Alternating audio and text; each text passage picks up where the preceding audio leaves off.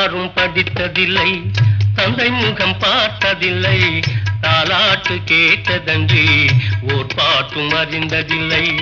தானாக படித்து வந்தான் தங்கமென வளர்ந்த தம்பி, தானாக படித்து வந்தான் தங்கமென வளர்ந்த தம்பி.